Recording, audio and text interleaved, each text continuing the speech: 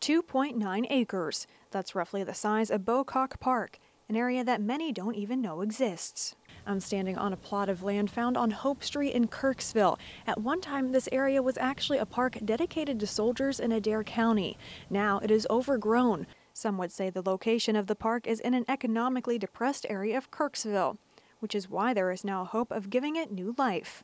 Kirksville Assistant City Manager Ashley Young recently presented the idea of restoring the park during a city budget planning meeting in September. Not only would it be another fitting memorial for those who served and died in service of the United States in the Western Front in World War I, but also because it's in a part of Kirksville that doesn't have a small neighborhood park of this kind. Young says the park honoring World War I veterans of Adair County was created by a man named James Bocock.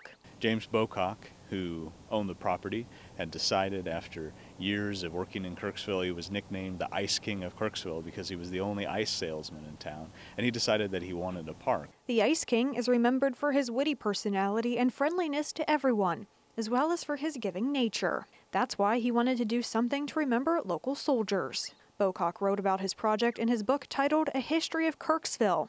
It reads, quote, "I told my wife I was going to have me a park. My intentions was to have a tree named for each boy that was killed," end quote.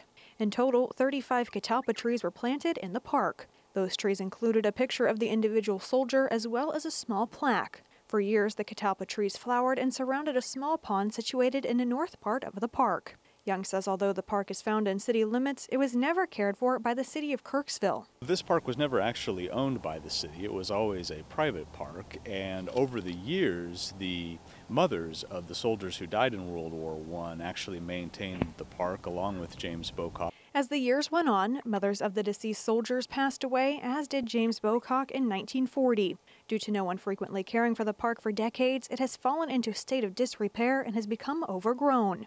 That's why city staffers recently discussed the possibility of purchasing Bocock Park. Young says the idea would be to return the park to its former glory as a tribute to those who gave their lives in service to our country. Next year is the 100th anniversary of Armistice Day, which we in the United States celebrate as Veterans Day. And we felt that Bocock Park, the restoration of Bocock Park, which was really the first war memorial for World War I in our community, would be a fitting project for the 100th anniversary and the centennial of Armistice Day.